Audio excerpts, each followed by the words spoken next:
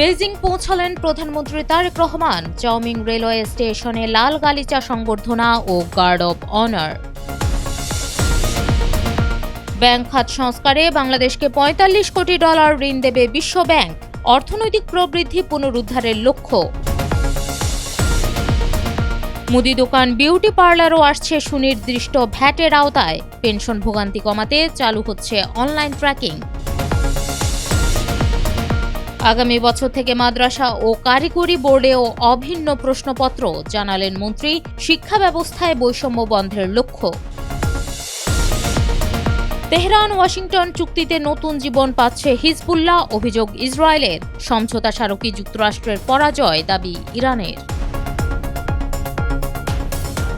স্বাগত জানাচ্ছি the business স্ট্যান্ডার্ডের নিয়মিত আয়োজন টিবিএস রাত ৮টার সংবাদে। সঙ্গে আছি আমি বর্ণা দাস। দেখছিলেন সংবাদ শিরোনাম, এবার বিস্তারিত। চীনের দালিয়ান থেকে বেইজিংয়ে পৌঁছেছেন প্রধানমন্ত্রী তারেক রহমান। ২৪ জুন স্থানীয় সময় বিকেল ৫টা ৩৫ বেইজিংয়ের চাওমিং রেলওয়ে স্টেশনে এসে পৌঁছান প্রধানমন্ত্রী। সফরসঙ্গী হিসেবে রয়েছেন তার সহধর্মিণী ডাক্তার জুবাইদা রহমান। এ সময় চাওমিং রেলওয়ে স্টেশনে প্রধানমন্ত্রী তারেক রহমান ও তার সহধর্মিণীকে লাল গালিচা সংবর্ধনা ও গার্ড অব অনার দেওয়া হয়। রেল স্টেশন থেকে প্রধানমন্ত্রীকে বিশেষ মোটর শোভাযাত্রা সহকারে চীনের দিয়াও ইউতাই গেস্ট হাউসে নিয়ে যাওয়া হয়। এর আগে স্থানীয় সময় বেলা ১টা ৫৮ দালিয়ান উত্তর রেলওয়ে স্টেশন থেকে হাই স্পিড ট্রেনে বেইজিংয়ের উদ্দেশ্যে যাত্রা করেন প্রধানমন্ত্রী তারেক রহমান। বাংলাদেশের ব্যাংক খাতের ভিত্তি শক্তিশালী করতে $৪৫ কোটি ঋণ দেবে বিশ্ব ব্যাংক। বর্তমান বাজার দরে বাংলাদেশি মুদ্রায় এর পরিমাণ প্রায় ৫,৫০০ কোটি টাকা। ২৪ জুন বিশ্ব ব্যাংকের পাঠানো এক বিজ্ঞপ্তিতে বলা হয়েছে, সংস্থাটির বোর্ড সভায় এই ঋণ অনুমোদন দেওয়া হয়েছে। বিশ্বব্যাংক মনে করে, অর্থনৈতিক প্রবৃদ্ধি পুনরুদ্ধার ও কর্মসংস্থান সৃষ্টির জন্য একটি শক্তিশালী ব্যাংক খাতই হল পূর্বশর্ত। ক্ষুদ্র আমানতকারীদের সুরক্ষায় আমানত বীমার ব্যবস্থা জোরদার করার পাশাপাশি বাংলাদেশ ব্যাংকের তদারকি সক্ষমতা ও ব্যবস্থাকে শক্তিশালী করাই এই প্রকল্পের মূল উদ্দেশ্য। প্রকল্পটি ব্যাংক পুনর্গঠন ও রাষ্ট্রায়ত্ত ব্যাংক সংস্কারের ভিত্তি তৈরিতেও সহায়তা করবে বলে মনে করে বিশ্ব ব্যাংক। মুদি দোকান, বিউটি পার্লার, রেস্তোরাঁ সহ ১৬ ধরনের ব্যবসায়িক খাতকে নতুন অর্থবছরে ভ্যাটের সুনির্দিষ্ট করের আওতায় আনার পরিকল্পনার কথা জানিয়েছেন অর্থমন্ত্রী আমির খসরু মাহমুদ চৌধুরী। ২৪ জুন জাতীয় সংসদের সংরক্ষিত নারী আসনের সংসদ সদস্য সেলিনা সুলতানার প্রশ্নের জবাবে মন্ত্রী এ তথ্য জানান। এদিকে পেনশন আবেদন এবং মঞ্জুরি প্রক্রিয়ায় অবসরপ্রাপ্ত সরকারি কর্মকর্তা-কর্মচারীদের দীর্ঘদিনের ভোগান্তি দূর করতে অনলাইন পেনশন ট্র্যাকিং ও ম্যানেজমেন্ট সিস্টেম চালু করেছে সরকার।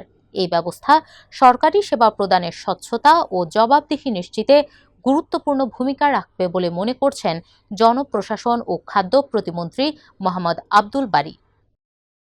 দেশের শিক্ষা ব্যবস্থায় বৈষম্য দূর করতে আগামী বছর থেকে সাধারণ শিক্ষা বোর্ডের পাশাপাশি মাদ্রাসা ও কারিগরি শিক্ষা বোর্ডের সব আবশ্যিক ও সাধারণ বিষয়ের পরীক্ষা একই দিনে এবং অভিন্ন প্রশ্নপত্রে অনুষ্ঠিত হবে বলে জানিয়েছেন শিক্ষামন্ত্রী ডক্টর আ.ন.ম এহসানুল হক মিলন। ২৪ জুন রাজধানীর Azimpur girls school and college অডিটোরিয়ামে অনুষ্ঠিত এক মতবিনিময় সভায় তিনি একথা জানান।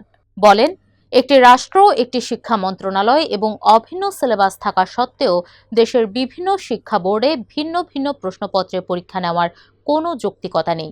এ কারণে এবার ৯টি সাধারণ শিক্ষা বোর্ডে একক প্রশ্নপত্রে পরীক্ষা নেওয়ার সিদ্ধান্ত নেওয়া হয়েছে। আগামী বছর থেকে মাদ্রাসা ও কারিগরি বোর্ডের ক্ষেত্রেও বাংলা, ইংরেজির মতো সাধারণ বিষয়গুলোর পরীক্ষা অভিন্ন প্রশ্নপত্রে একযোগে অনুষ্ঠিত হবে। তেহরান ওয়াশিংটন চুক্তিতে হিজবুল্লাহ নতুন জীবন পাচ্ছে বলে অভিযোগ করেছেন যুক্তরাষ্ট্রে নিযুক্ত ইসরায়েলি রাষ্ট্রদূত ইয়াচিয়াল লাইটার। লেবাননের সঙ্গে চলমান ৫ম দফার আলোচনাকে চরম বিপর্যয় বলেও উল্লেখ করেছেন তিনি। জানান, শুরুর দিকে আলোচনাটি একটি যৌথ লক্ষ্যের দিকেই এগোচ্ছিল, তবে এখন তেমন কিছুই ঘটছে না।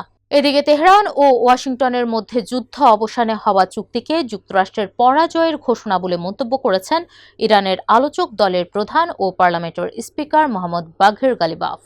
আজারবাইজানে এক সম্মেলনে বক্তব্য দিতে গিয়ে তিনি বলেন, এই সমঝোতা চাপ বা জবরদস্তির ফল নয়, বরং সাহসী ইরানি জাতির প্রতিরোধ ও সক্ষমতার ফল। দর্শক, এ ছিল টিবিএস রাত ৮টার সংবাদে। এতক্ষণ সাথে থাকার জন্য ধন্যবাদ সবাইকে।